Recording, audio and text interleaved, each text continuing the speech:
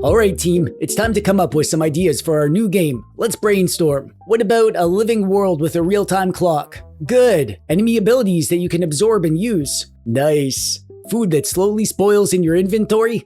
Interesting. Fatigue system that makes the hero too tired to walk? Put it in. Collectible action figures that lose value when you open them? Brilliant. Precise controls for the mandatory 3D platforming sections? So good. I love it. Oh, what about making sure all these systems work well together and aren't annoying once the novelty wears off? You're fired.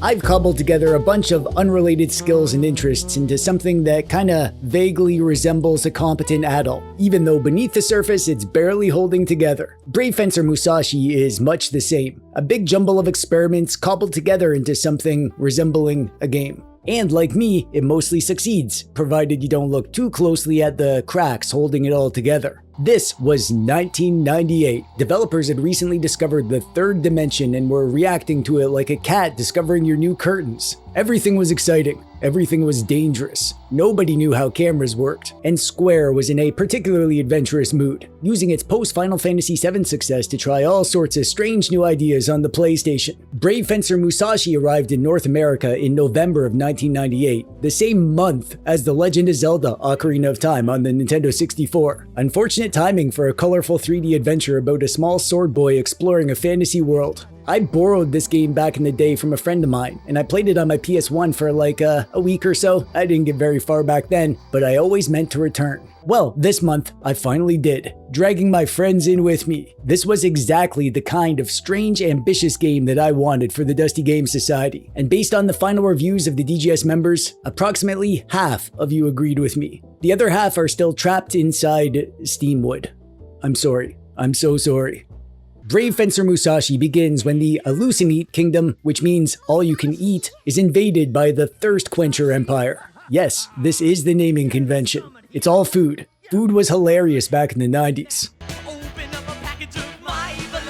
Princess Filet summons a legendary swordsman named Musashi to save them. But instead of getting the towering, historically inaccurate samurai hero they expected, they get a small, angry anime child with enormous hair and absolutely no interest in whatever nonsense these adults have planned. Musashi did not volunteer for this. As Strahd von Zarovich II correctly pointed out in his review, Princess Filet straight up abducts a child from another dimension, conscripts him into military service, then orders him to retrieve a sword, recover 5 elemental scrolls, and defeat an empire. Nobody offers to send him home first, nobody pays him, and most of the adults make fun of him. His first official rank is Little Turd. They really captured the feeling of being 12. From Grillin Village, Musashi explores the surrounding forests and caves, mines, ruins, mountains, and mechanical facilities. There's some Zelda here. You explore a big interconnected world, fight enemies, solve puzzles, rescue people, acquire new tools, revisit old areas, and enter dungeon-like locations ending in elaborate bosses. Pretty Zelda, right? But there's also some Kirby. Musashi can absorb abilities from enemies using his smaller sword, and you can use those powers yourself. And then there's RPG stuff. Musashi improves according to what you actually do. Use your swords and your attack increases. Take damage and your defense strength improves. Use special abilities and your mind grows stronger. Or you can leave him standing in the woods while you go to work and return to discover that 46 in-game days have passed, as in Gatapukuni did. And instead, Musashi will become an exhausted little thing, hobbling down the forest path, collapsing every 5 seconds like me, after my social batteries have been emptied by interacting with humans for 30 straight minutes. The tone of the story is incredibly lighthearted, and most characters are broad comedy types. Not much like character growth here or anything. The princess is spoiled, Stuart Ribson speaketh like thiseth. Musashi thinks everyone's stupid. Every character enters the room already doing their one bit. It's about as deep as a Saturday morning cartoon, and I say that with love. Zoim adored the script and declared Ribson one of his favorite video game characters ever. Who cares about that? Why am I here?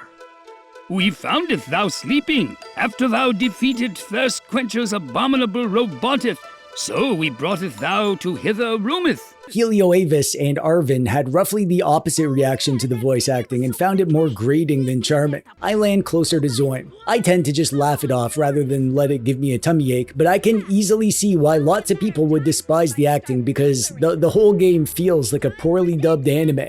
Musashi himself is trying so hard to sound cool that he kind of circles around to becoming an adorable little dweeb. Take Me described it as watching your neighbor's kid play games while doing edgy voices. You remember being that cringe yourself, so somehow it becomes wholesome. Musashi, hurry up and clobber the snob.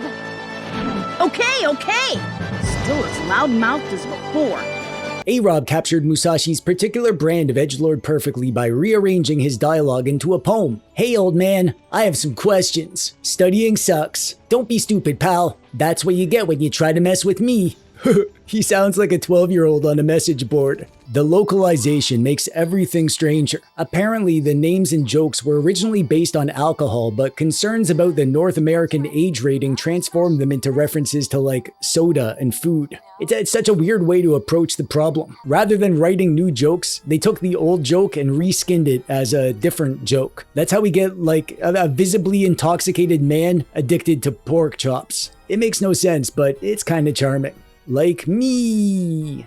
As for the gameplay, it's mostly familiar top-down action-adventure stuff. You run around, jump, climb things, solve simple puzzles, and hit bad guys with swords. But the mechanic that gives Musashi its own identity is assimilation. You charge up the fusion sword, target an enemy, throw it into them, and then mash the button to fill a little meter. Do it properly and Musashi steals their special ability, which you can use. The gunner bad guy gives you a projectile. A soldier provides a weapon throw. Plants might heal you or grant a big jump for some reason. Some abilities are attacks while others help with puzzles or manipulating the environment. Whenever I met a new bad guy, I didn't only wonder how to kill it the best way. I wondered what powers it had that I could steal. Maybe fire, maybe healing, maybe the ability to interact with other adults like I'm one of them instead of always feeling like the child in the room despite being over 40. I haven't found that enemy yet.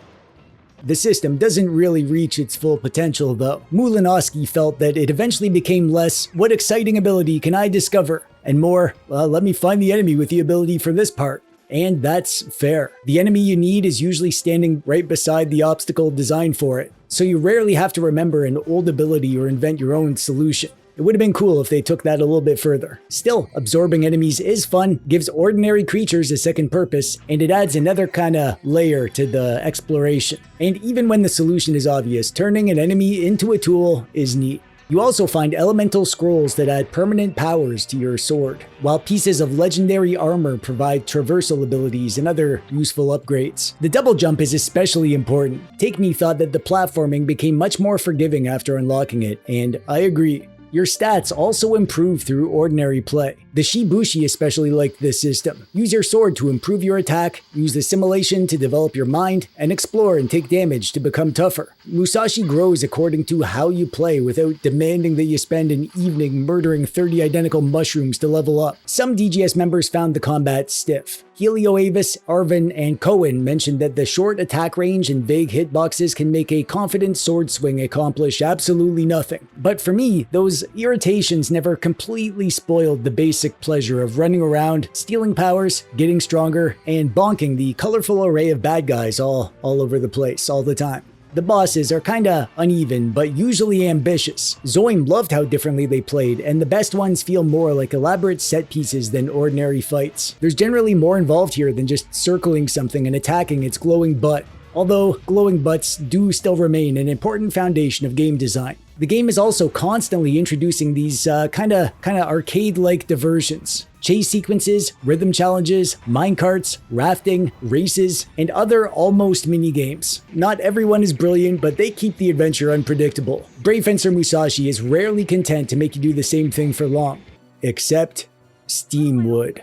This stage has you climbing a mechanical structure and deactivating valves under a time limit. It combines narrow platforms, awkward camera angles, imprecise jumping, and repetition in a way that became a major pain point for the Dusty Game Society. Elcar tapped out there, while the Shibushi called it one of only 2 areas that made him question whether to continue. And overall, the platforming is generally the game's roughest element. The PS1 visuals and the limited camera make depth difficult to judge, narrow surfaces can be unreliable, and the edge detection occasionally seems to be operating under different rules of physics. Skup, Schrodinger's cat, and Mulinowski all mentioned falling or clipping through platforms. Crimbo felt that Square's ambition was obvious, but so was its lack of experience with 3D platforming. Sarah described it as a team that understood what it wanted to create but couldn't always transfer that vision into something that worked. I abuse save states, so these sections never really ruined the game for me, but without them I could absolutely imagine Steamwood or lots of other areas driving someone up the wall. Oh, and you can also climb walls in this game. Sometimes. Navigation can also be unclear. Grillin Village has rotating camera angles, but no useful overhead map. I felt constantly lost even after playing for many hours. And some objectives require the correct forest or location or time of day. KC2DPT summarized the frustration perfectly. Sometimes the game fights against your attempt to play it, which is different from simply being difficult. But those rough patches exist inside a game that is almost constantly trying to entertain you with strange new mechanics waiting around every corner. It doesn't all work, but I found it endearing. There's this kind of playful enthusiasm holding everything together. I think that's why the flaws stand out so clearly. Brave Fencer Musashi gets close enough to greatness that you can see exactly what's stopping it. It doesn't achieve greatness, but it absolutely achieves goodness. I'm still trying to reach goodness myself. Grillin Village is your home base, and it's where many of the game's kinda experiments come together. Like the clock. Time moves from morning through night, shops follow schedules, residents travel between locations, Musashi gets tired, and food can ripen and spoil in your inventory, just like real life. Rescued villagers return to the palace, unlocking services, teaching techniques, or simply making the place feel more alive. Zoim loved watching the settlement recover. Elcar found the village cozy even though the platforming drove him away. It gives the adventure a pleasant rhythm. Leave town, explore, rescue someone, limp home exhausted, discover what changed, then lie unconscious in a hotel for 18 hours. The day and night system was ambitious for 1998, and initially it gives the world a feeling of realism. There's something just neat about finding the bakery closed, realizing it's midnight, and having Musashi nap outside until it opens. We've all been there. The problem is that the system never grows alongside Musashi. Shops remain closed, events demand specific times, and exploration gets interrupted by bedtime even way later in the game. Musashi becomes a legendary hero with magical swords and world-saving responsibilities, but still requires constant naps. Strahd put it perfectly. The problem isn't fatigue. The problem is that fatigue learns nothing. It's a neat idea, but sleep ends up being annoying in this game, which is a shame because sleep is wonderful in real life because you get to dream about being a superhero, meeting pretty girls, or if you're me, discovering you have an exam in 5 minutes that you forgot to study for and your textbook is in your locker but you've forgotten the combination and your teeth are falling out. Visually, Brave Fencer Musashi has aged extremely well, in my opinion, and that's because it never attempts realism. It looks like a video game, and that's a good thing. Everyone has 17 polygons, the pixely textures wobble, and half the scenery isn't rendered because the world apparently ends 10 feet from the path. But artistically, it works. The chunky bodies, enormous heads, and exaggerated silhouettes give the characters a kinda toy-like quality. And the world itself looks like an elaborate playset filled with castles, robots, samurai, and Bambis, which are vampire zombies, and they're adorable, and I love them. Fittingly, you can also collect action figures of characters and enemies, and opening the package lets you inspect the toy and kind of play with it, but it lowers its resale value, with a weirdly specific, baffling, and genius mechanic. Retro collectors will understand this immediately, finally obtaining the thing they want and then preserving their joy by never touching it. The game never explains why all this is here together in this world. Bambis and castles and robots and toys are here because somebody thought they were neat. And sometimes that's enough. That's all you need. Games today don't have the boldness to make choices like this. There's lots here that would never pass the focus groups of today. But back in 1998, there were no rules. And the music adds to the lighthearted energy. Soyoshi Sakito's soundtrack is excellent, with each area having a different vibe with different moods and instruments. The voice acting is more divisive. Some found it delightfully cheesy, and others wanted to store Musashi somewhere quiet. I'm Bubbles. Because of my beauty, I won second in the Miss Thirst Quencher contest. No autographs, please. Miss Thirst Quencher? Don't you mean the contest for old hags? I liked it though. I think it fits the exaggerated presentation because nearly everyone speaks at maximum gimmick. Like me. There are no regular citizens in this world. Every person sounds like they've been waiting behind a curtain for someone to announce their entrance. And they hit the screen with all the energy of Michelangelo or Shredder getting their minute of the spotlight. The biggest problem with the game isn't that any one system is terrible, it's that they keep getting in each other's way. The platforming would be easier to forgive without timers, the timers would be less frustrating with a better camera, fatigue would be less intrusive with quicker travel, character schedules would be charming if objectives were communicated clearly, assimilation would encourage more experimentation if the correct power weren't usually parked beside its puzzle. The game combines small irritations, and you have to be willing to allow yourself a bit of irritation to want to push through the game. I think lots of us retro gamers are used to this sort of thing. Lots of us actually find it endearing, but also lots of us are busy adults without a ton of free time, and we only want to play the best of the best, and that's fair too.